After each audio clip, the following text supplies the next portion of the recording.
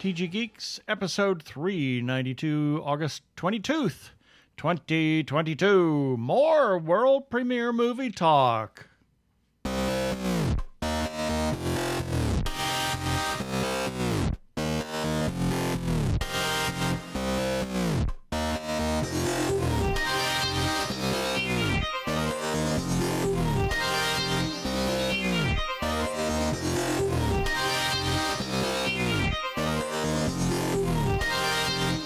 Hello and welcome to another webcast from tggeeks.com, where Ben and Keith, the Two Gay Geeks, talk about all aspects of geekdom and nerdery.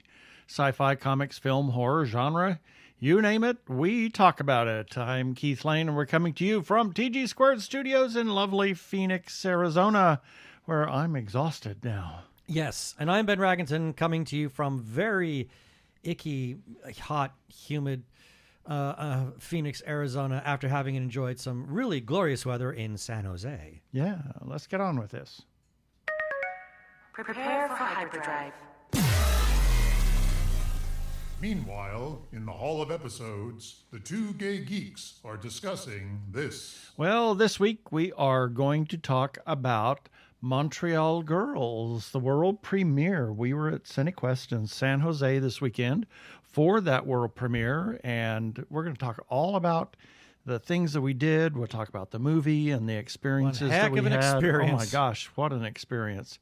And then we'll have our birthday shout outs, our featured podcasts of the week. We got some feedback and some regular shout outs, and if we have time, something in the second segment, as well as our wacky weekly recap and our regular shout outs. So we're just going to get on with this show.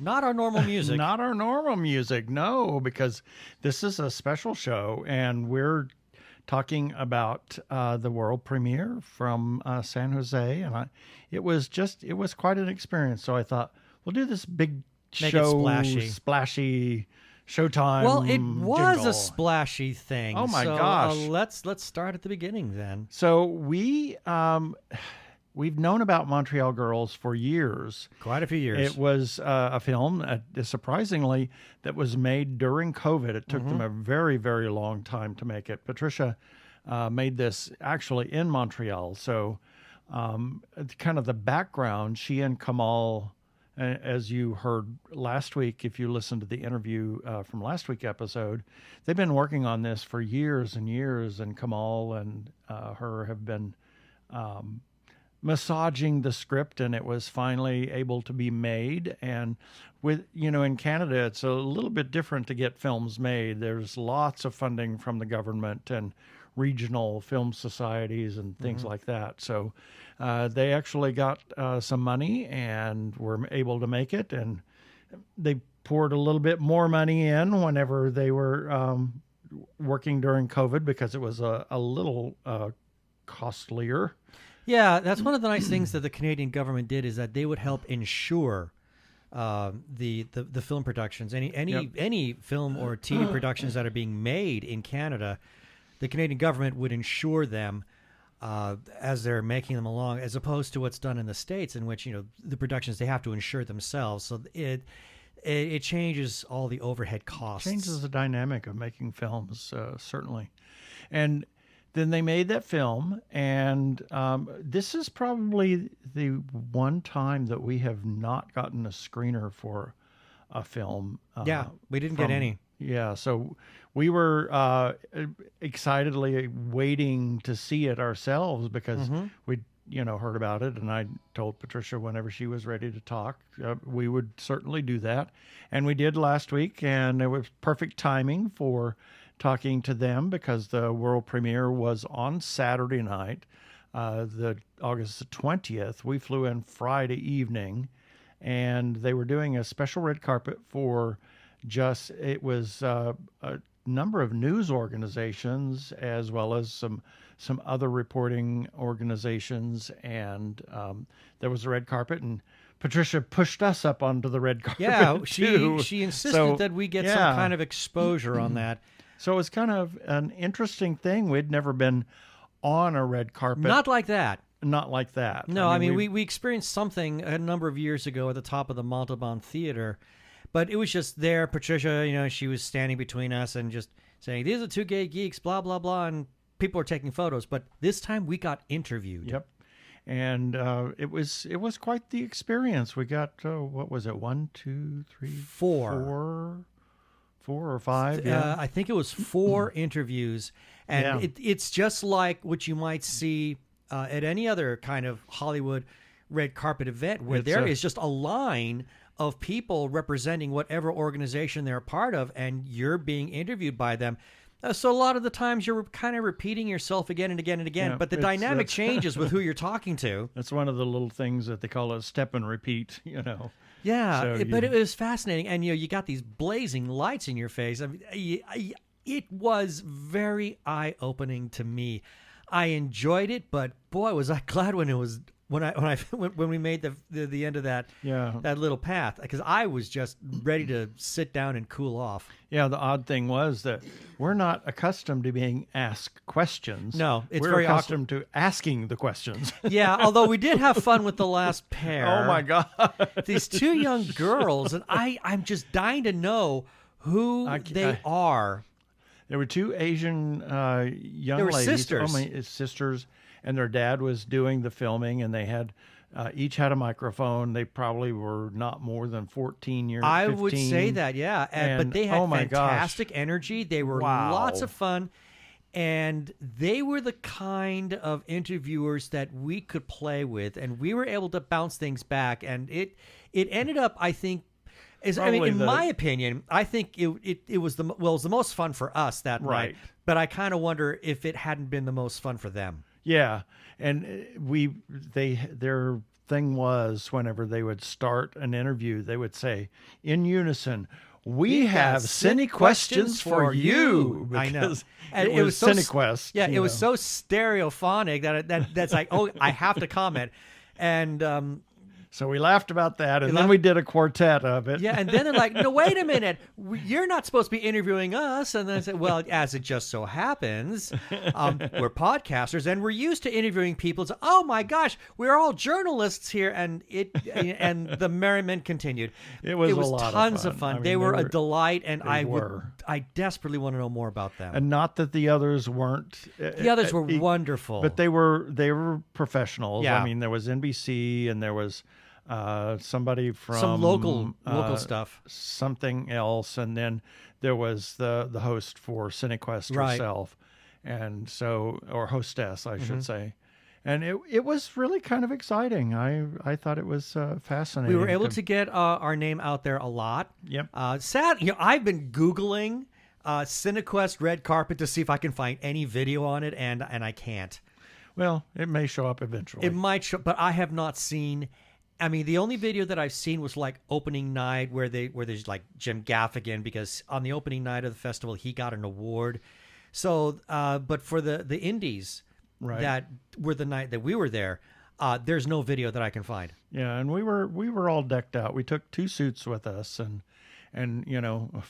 3 or 4 shirts. Yeah, so that we could mix and match. Hey, we had to look fabulous. Exactly, of course. And so that was Friday night, and then we went out to eat and had dinner with the cast and crew that was there at that time. At the time, we actually got to meet Patricia's collaborator, producer of many years, Byron Martin. Yeah, first time. It was wonderful to meet Byron and just get to know him and get to know Kamal again. Oh, that was interesting. Chatted with him. Kamal is actually a very animated guy. He is. He's great. He's a lot of fun. He is a nerd. He is a movie nerd in the biggest way. And I love it. I loved it.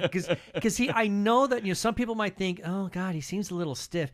No, I think he's one of these guys who's just not comfortable when he's in an interviewing, where he is being interviewed, regardless of the format. Although he did say after dinner on Friday night that our show was the most enjoyable interview that he'd ever done. Well, that's cool. That's nice a lot to of know. people have said that. A lot, and you I know? saw a lot of people have told us that, but I thank you very much for saying that. Yeah. But to get him away from a microphone where we're just sitting at a table, and I was sitting right across from him, and you were sitting right next to me, and he had this. They were gabbing and gabbing. He had this gabbing. perpetual smile on his face as he's just completely geeking out on all these really wild movies that we've both seen, and some movies that he hasn't seen that we talked about, and movies that he has seen that we haven't. Yeah. It was wow. I had a great time that night. Yeah, and we even talked about Paul Frees And we and talked the about Haunted Paul Frees. Mansion. Well, he's a Disney and freak. Boris Badanoff. He and, likes you Disney, know. so that was a nice little treat. Yeah. So I'm thinking, next time we're down in LA, we might need to, schedule a hello. Exactly. A hello. Yeah, and say hi to him. Yeah. But yeah, we did that on Friday, and then late night. Then oh my gosh. Saturday. Saturday, we got up and we wandered around a little bit. We had some breakfast, and then we went over to a presentation that it was a panel that Patricia was on. We didn't get to the early one, but we got to the one in the early afternoon, which was it was interesting because it was a mock up of how to pitch your film. Right. Whether it's they did a feature length, 1 hour, and then TV. Yeah. Yeah, and or short. Like 30 short, 30 yeah. minute sitcom or something like that. 30-minute sitcom and then a short. Right. So it was interesting because they had 6 people on the panel, and it was 1, 2, 3, 5. 5. 3, sir. No, it was 5. But yeah, it was fun because you got to see how these people would have asked questions to somebody that's pitching a film or pitching an idea to somebody. And several of those people on the panel are people that do listen to pitches and are, either green light something or say, it needs a little bit of work or whatever. It was fascinating. Yes, it was extremely interesting. But what impressed me most is how generous they were in their praise. I mean, I remember there was one that you and I were both very excited about, and this guy he had this idea. I'm not going to say what it is. Yeah. Well, he's in the business too. He's in the business, but he had this idea that he pitched them, and one guy said, "So how many pages do you have?" And he said, "I got like 52." And he says, "Well, do another 43, and you've got a feature film." Yeah. In fact, most of the things that were pitched as 1 hour a possible series, they said you really should just make it a feature film. Yeah. Or a short. Even there were a couple of shorts that they said, just write a few more pages and make it a feature film. And they were absolutely right, because you listen to some of the I guess synopses is how they were describing it. You would listen to the pitch as the person would describe what kind of story they wanted to tell. And as I'm listening to it, I keep thinking there is more going on here than just to make it a series. It sounded like that. I didn't even know how to describe. I got to be really careful because I don't want to spoil anything out of respect to each of these people. But like I remember one where they gave this character arc being described, and I thought, well, either you just described the entire season, or that's a movie. Right. And they were like pitching the... And they said, well, that's the pilot. I went, oh my God. No. You can't do that. Because now you got nowhere else to go.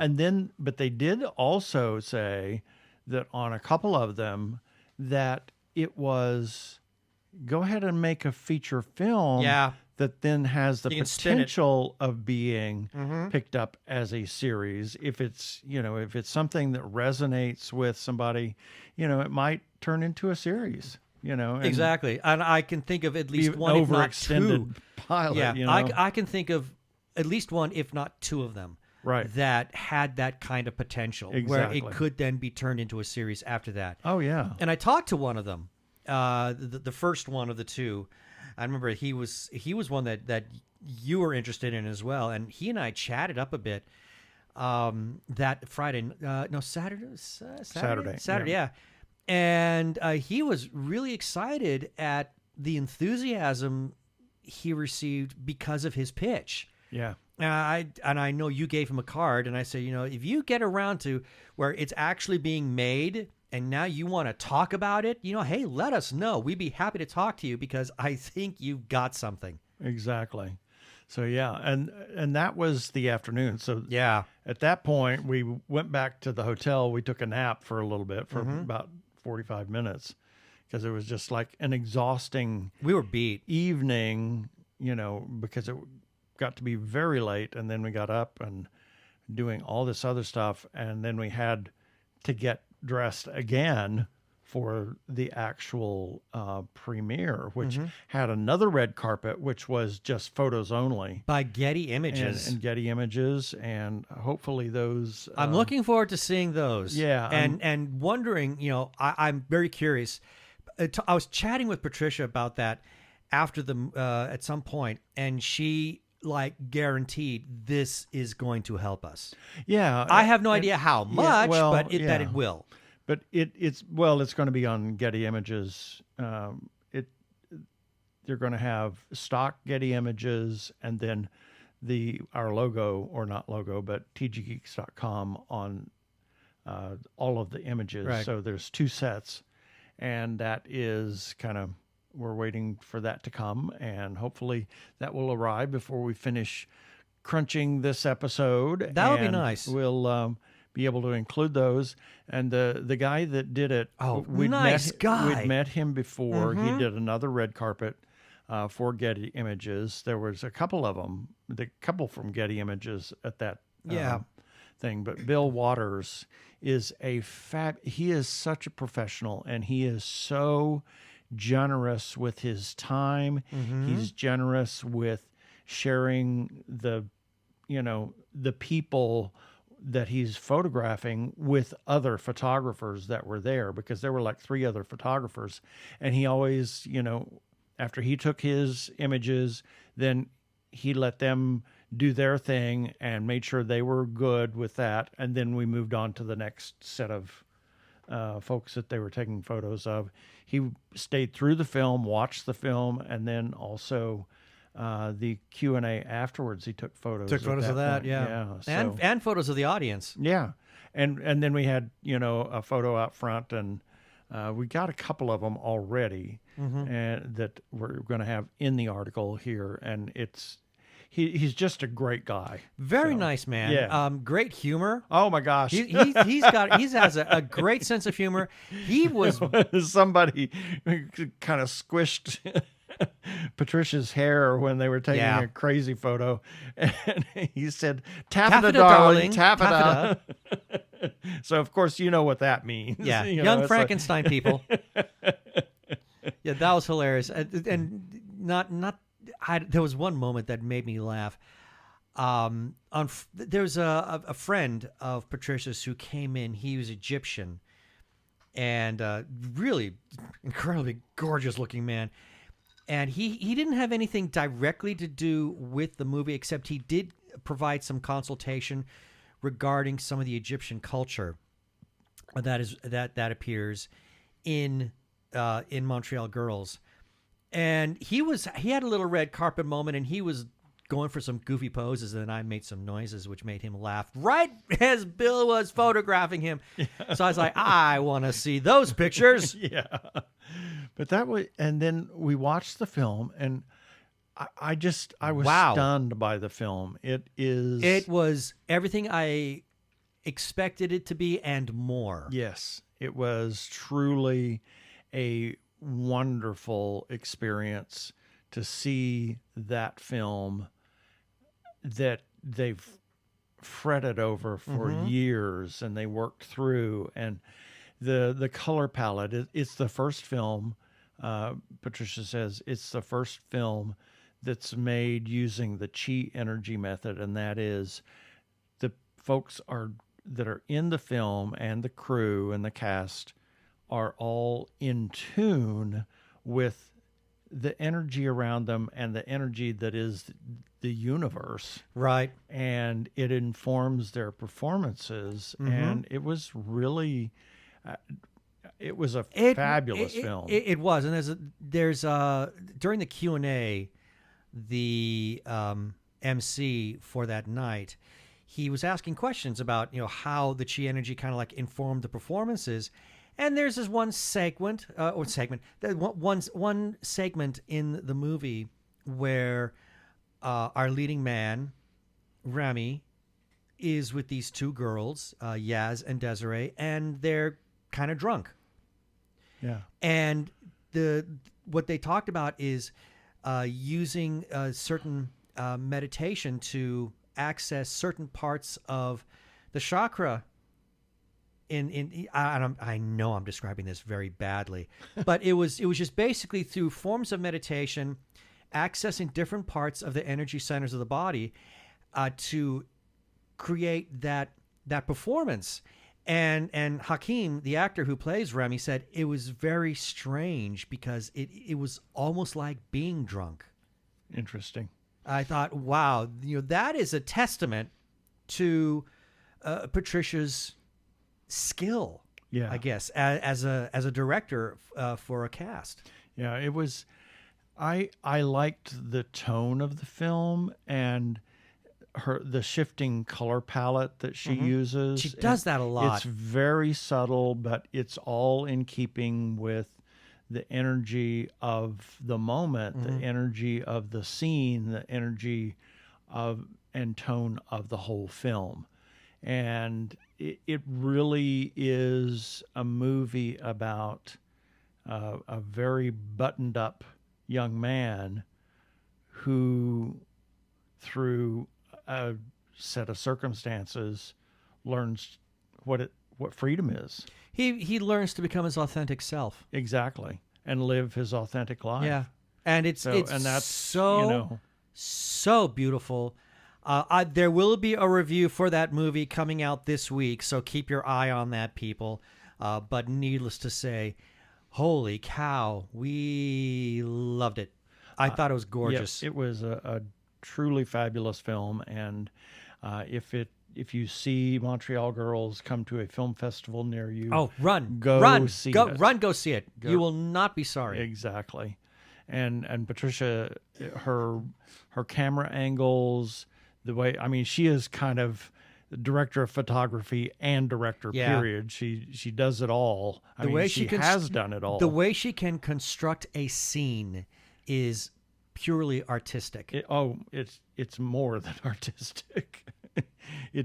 She is an auteur. She is. So, any more thoughts that you want to? No, it was a wonderful experience meeting everybody. We went out for drinks after that, gosh. but Keith and I, we had to catch an early flight to get back to Phoenix. We wanted to stick around. I've been chatting with the leading man, Hakeem, for some time, and he was really sorry we left because he wanted to hang with us. Yeah. It was such a great time. I wanted to spend more time with these people. So many of the cast were there, and they were just a delight. Yep. All of them. I think that you should go see the film. Absolutely. Hi, I'm Patricia Chia, director, producer, and here you are listening to my favorite podcast, the Two Gay Geeks. Oh, yeah.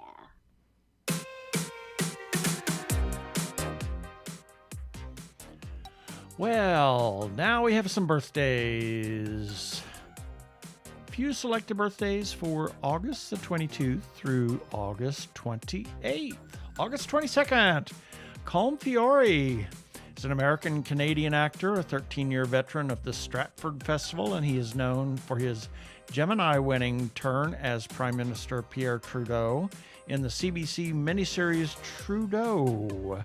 His portrayal of Glenn Gould in 32 short films about Glenn Gould in 1993, and for playing Detective Martin Ward in Bon Cop, Bad Cop, and its 2017 sequel. His other roles include Martin Harrison in Chicago, Lord Marshal Zulaw in the Chronicles of Riddick, First Gentleman Henry Taylor on 24, Cardinal Della Rovere on the Borgias, LaFay and Thor. Let's see, in House of Cards, he was in 21 Thunder, and he was Werner von Braun in For All Mankind that we just finished watching. Oh, really? And Okay. yes, and Sir Reginald Hargreaves in the Umbrella Academy. So it's that's just, right. It's fascinating how he is just kind of this chameleon. It's like when we saw him in For All Mankind, I thought, who is that? He is very familiar. Yeah. And then I looked it up and said, now I know. Also on the 22nd, Claude Debussy, a French composer. He is sometimes seen as the first Impressionist composer, although he vigorously rejected the term. He was among the most influential composers of the late 19th and early 20th century. And then we have birthday of Rose Lane, my brother Bob's wife. Happy birthday. And my cousin Robin Bluejacket, who has passed on, sadly. August 23rd, Barbara Eden. Oh my gosh. Goodness. American actress, singer, and producer, best known for her starring roles as Jeannie in the sitcom I Dream of Jeannie. Other notable roles include Rosalind Pierce opposite Elvis Presley in Flaming Star in 1960, Lieutenant Kathy Connors in Voyage to the Bottom of the Sea, and a single widowed mother, Stella Johnson, in the film Harper Valley PTA. Oh, yeah. I forgot about that one. Yeah, due to the success of the film, Eden reprised her role as Stella Johnson in a 2-season television series, Harper Valley PTA. She will be 91, and she still looks fabulous. She looks fantastic. River Phoenix was an American actor and musician. He grew up in an itinerant family as the older brother of Rain Phoenix, Joaquin Phoenix, Liberty Phoenix, and Summer Phoenix. He had no formal schooling, but showed an instinctive talent for the guitar. He began his acting career at age 10 in television commercials. He starred in the science fiction adventure film Explorers and had his first notable role in 1986's Stand By Me. Oh, I love that movie. Coming-of-age film based on the novella The Body by Stephen King. Phoenix died at the age of 23. I know. What a tragic. From a combined drug intoxication in West Hollywood. Yeah, that was so sad. Oh, it was so sad. Georges Cuvier was a French naturalist and zoologist, sometimes referred to as the founder of paleontology, or the founding father of paleontology. Cuvier was a major figure in natural sciences research in the early 19th century and was instrumental in establishing the fields of comparative anatomy and paleontology through his work in comparing living animals with fossils. We also have good friend of ours, Teresa Corey. Happy birthday, Teresa. August 24th, Marsha P. Johnson. Born and also known as Malcolm Michaels Jr., was an American gay liberation activist and self-identified drag queen. Known as an outspoken advocate for gay rights, Johnson was one of the prominent figures in the Stonewall Uprising of 1969. Though some have mistakenly credited Johnson for starting the riots, Johnson was always forthcoming about having not been present when the riots began. Johnson was a founding member of the Gay Liberation Front and co-founded the radical activist group Street Transvestite Act Revolutionaries, or STAR, alongside her close friend Sylvia Rivera. Johnson was also a popular figure in New York City's gay and art scene, modeling for Andy Warhol and performing on stage with the drag performance troupe Hot Peaches. Johnson was known as the mayor of Christopher Street due to being a welcoming presence in the streets of Greenwich Village from 1987 to 1992. Johnson was an AIDS activist with ACT UP, and unfortunately, her body was found floating in the Hudson River in 1992. It was ruled a suicide, but there's been a controversy following concerning the cause of her death. Marlee Matlin. I love her. An actress, author, activist. She is a recipient of numerous accolades, including an Academy Award, a Golden Globe Award, a Screen Actors Guild Award, in addition to nominations for a BAFTA Award and Primetime Emmys.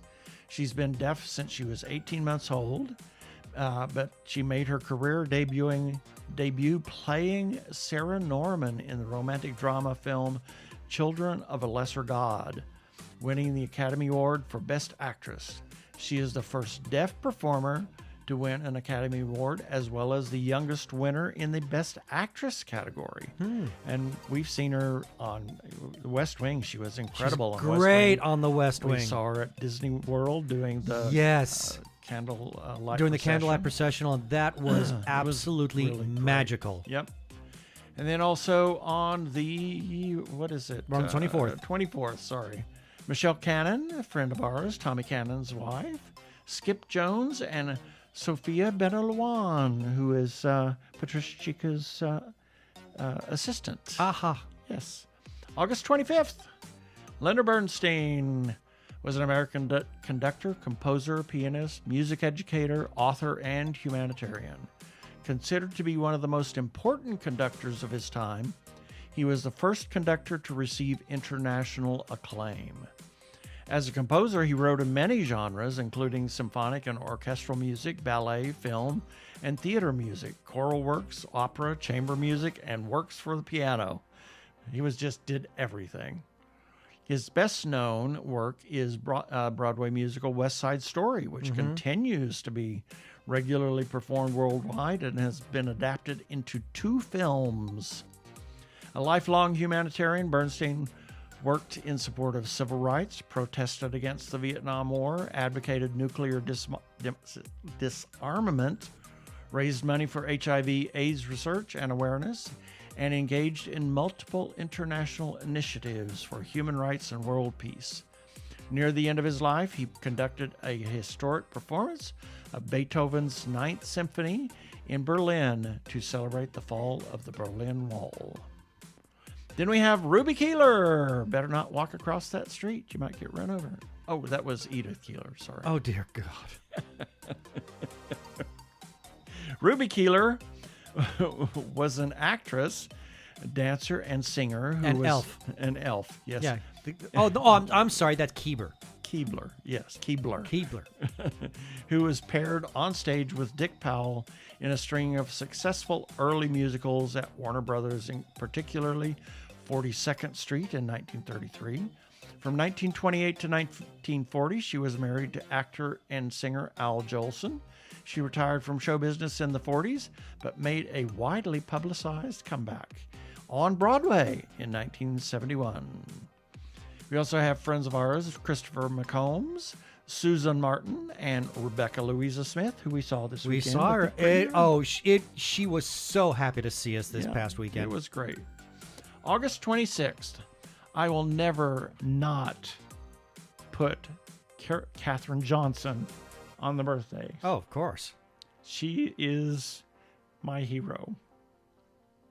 She was an American woman of color who was a mathematician whose calculations of orbital mechanics as a NASA employee were critical to the success of the first and subsequent U.S. crewed space flights. During her 33 career years at NASA and its predecessor, she earned a reputation for mastering complex manual calculations and helped pioneer the use of computers to perform the tasks. The space agency noted her historical role as one of the first African-American women to work as a NASA scientist. Johnson's work included calculating trajectories, launch windows, and emergency return paths for Project Mercury, space flights including those for astronauts Alan Shepard, the first American in space, and John Glenn, the first American in orbit, and rendezvous paths for the Apollo lunar module and the command module on flights to the moon. Her calculations were also essential to the beginning of the Space Shuttle program, and she worked on plans for a mission to Mars.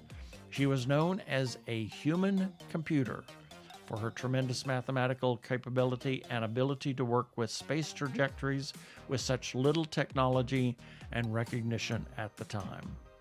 In 2015, President Barack Obama awarded Johnson the Presidential Medal of Freedom.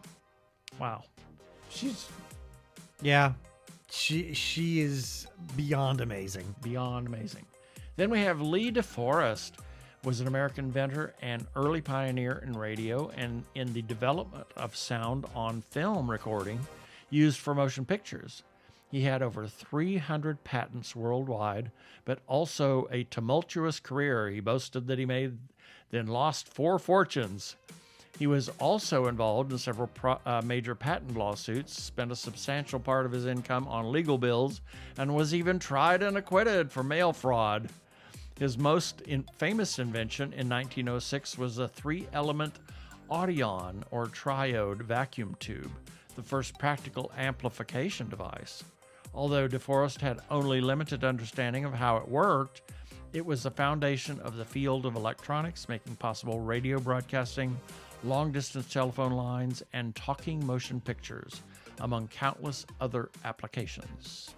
And then we have friends of ours, good friend Jeff Mitchell, who is a critic, a movie critic, and S.J. Sean is a great author. And Known James, formerly as Sean of how do we call him? When we were at Slice of Sci-Fi. You messed me up now. I sorry. don't know.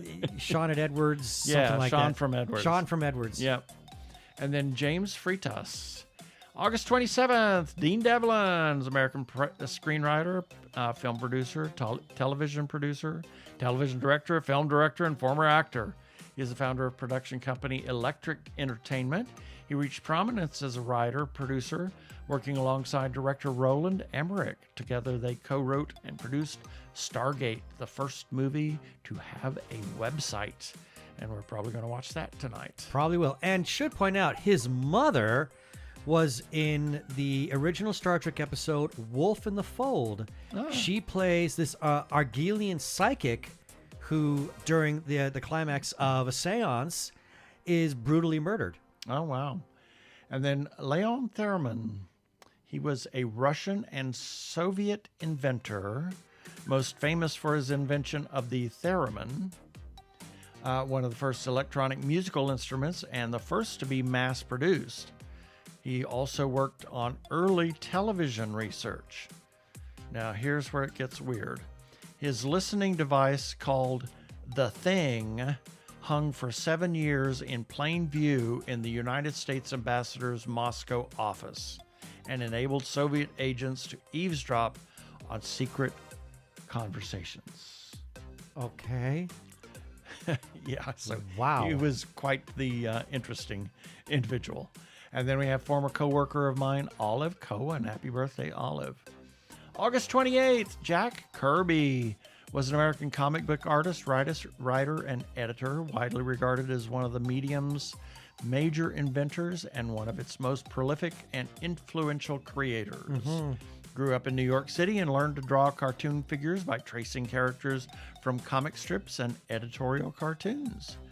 He entered the nascent comics industry in the 30s, drawing various comics features under different pen names, including Jack Curtis, before ultimately settling on Jack Kirby.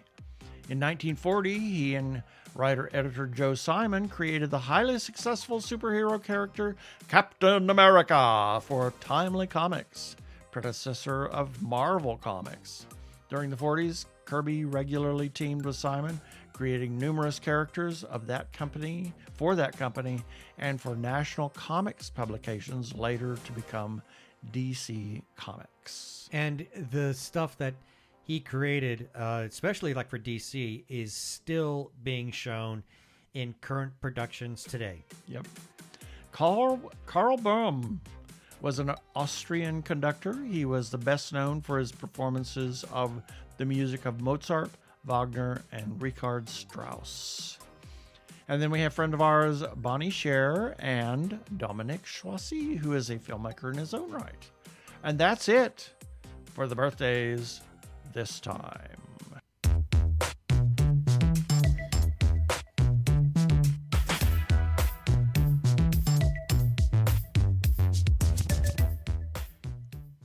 Technorama, the podcast for geeks, because geeks are better than cool. You don't hear someone say, "Get away from me, you cool person." Who's gonna have their 65-inch home theater system installed by the Cool Squad? Not me, that's for sure. How much cool cred do you have? Not enough to care about. Think you'll find any canned unicorn meat at thinkcool.com? It's just a part domain name. They don't even have roadkill in a paper cup. That's why you need to start listening to Technorama, because that's what geeks do. Go to chuckchat.com and listen to Technorama before you turn cool.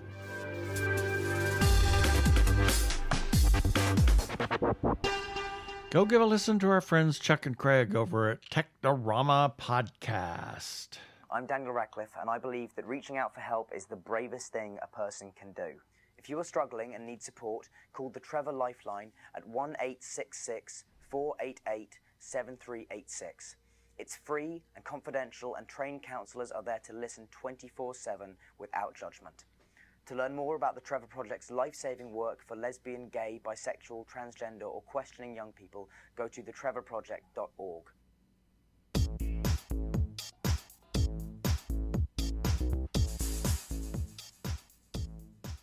And it's time for our feedback. These are comments that we received in response to articles and episodes that we ran on our website at teachgeeks.com, and the links for these, links for each of these will be in the show notes for this episode, article number 392 at teachgeeks.com, starting with regarding Hamish Downey's news, sushi number 126, morsels of news from Japan and beyond. A little comment from Hamish Downey saying that this one, it's one for the artsy people. If you want to know what he means, click on the link and you'll find out. Moving on, regarding TG Geeks episode number 389, we gave a birthday shout out to Ayman Saman. I love this guy.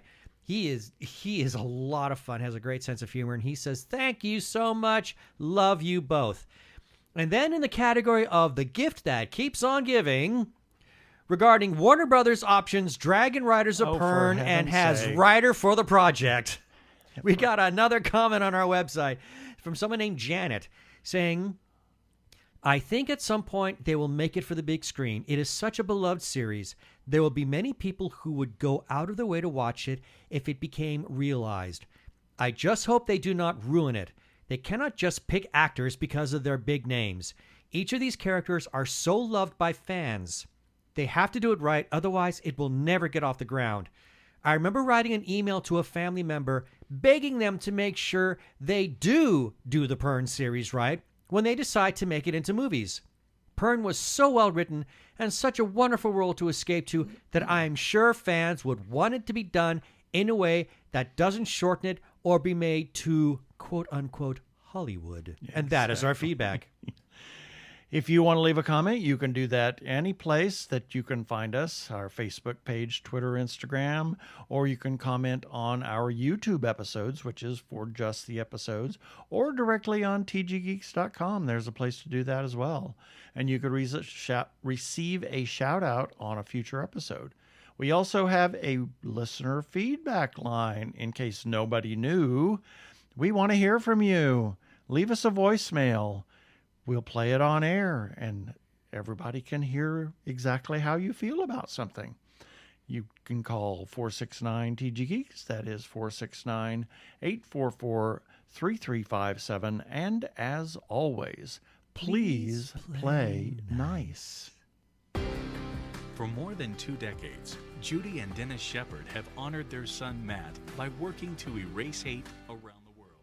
The Matthew Shepard Foundation honors his legacy by inspiring the good work of activists, teachers, artists, and legislators, and everyday LGBTQ+ folks and their allies. Join us today in helping to erase hate. Visit MatthewShepard.org. Thank you to Comcast NBC Universal for that promo.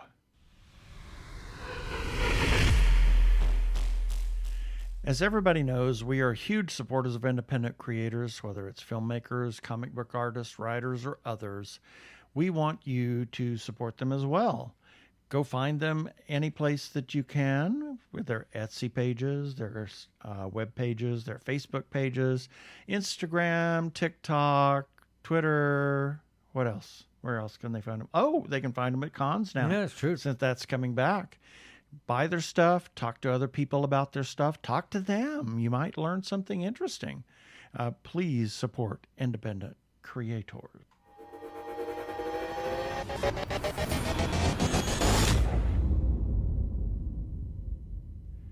If you are trans or are questioning your gender identity, and if you are in crisis or are feeling isolated and need someone to talk to, or you know of someone in a similar situation, there is a special hotline just for you.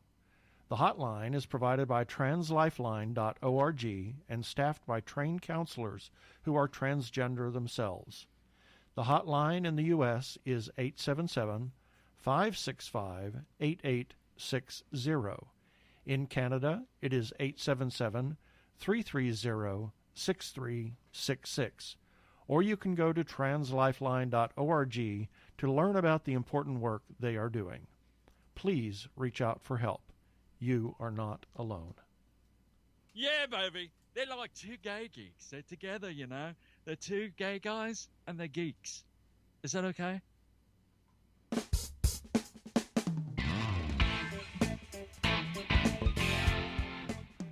Just have a couple of minutes here. So a couple of new things that have dropped recently that just give some quick thoughts out, spoiler free, because both of them are brand new. Sandman. Well, Neil Gaiman, what more can I say? Yeah, I thought it was interesting.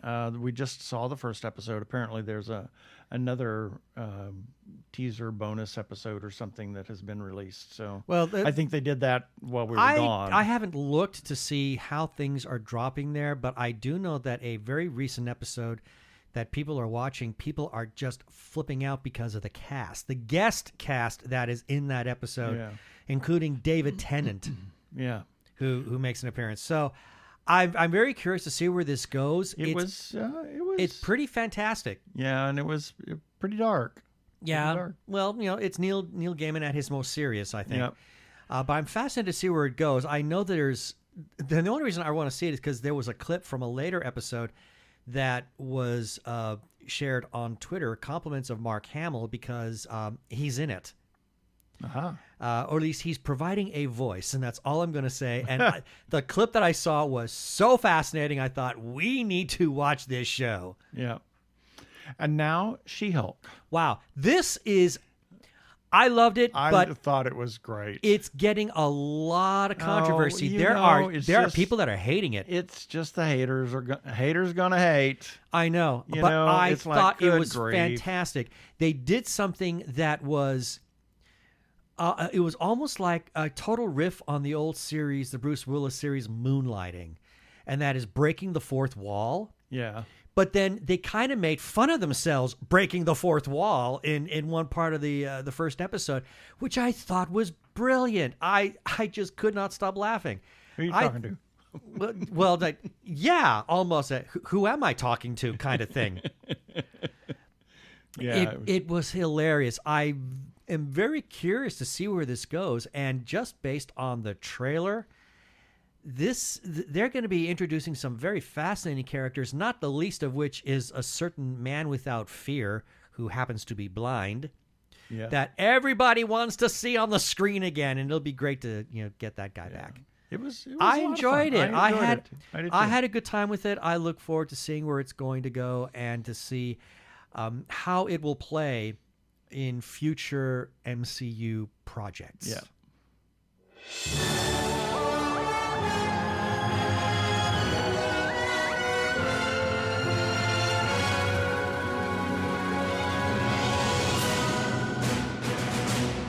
And it's time for our weekly review. These are items that we ran on our website this past week at tggeeks.com, and the links for each of these will be in the show notes for this episode article, TG Geeks, episode 392, that you can find at tggeeks.com and will be shared on all the major social media platforms, Facebook, Instagram, and Twitter. Starting with Sunday, August 14th, Nerdy Chupacabras number 113. On Monday the 15th, TG Geeks episode number 391. On Tuesday the 16th, Ben's Breakdown. Superhero surprises can be found in Secret Headquarters. On Wednesday the 17th, Rogue One, a Star Wars story in IMAX, August 26th, with special sneak peek at Andor, the sort of the prequel series for the Rogue One film. On Thursday the 18th, Andrea's Angle, Beast, thrilling action. On Friday the 19th, Hamish Downey's 5 Questions with Daniel Hess. And on Saturday the 20th, Montreal Girls by Patricia Chia, world premiere at Cinequest tonight, which was last night as of this recording.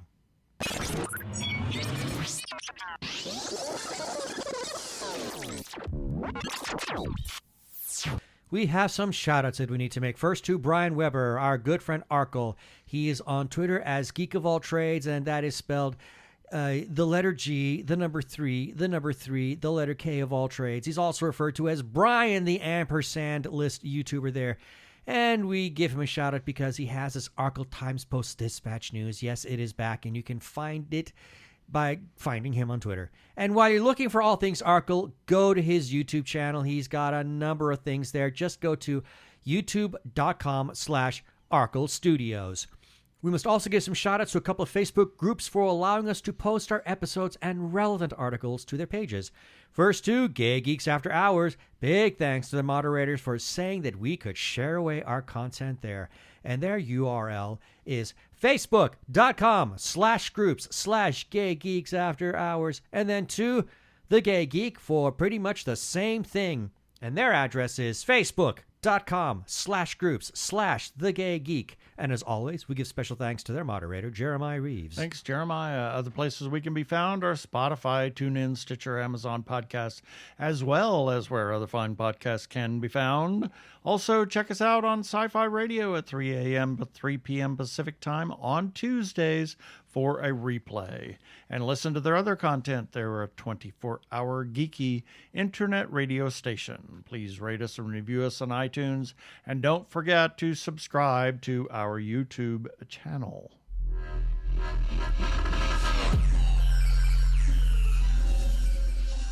And that should do it for this episode of TG Geeks Webcast. Be sure to check out the article for this webcast episode. We'll have several links on the page of the things we talked about.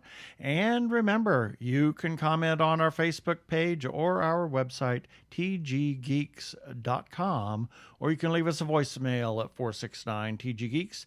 That is 469-844-3357 from TG Squared Studios. I'm Keith Lane. Thanks for listening. Live and be your authentic self, no matter what the world tells you. Please be kind to yourself and those around you. Stay safe, wear a mask, get vaccinated. Peace. Cheers.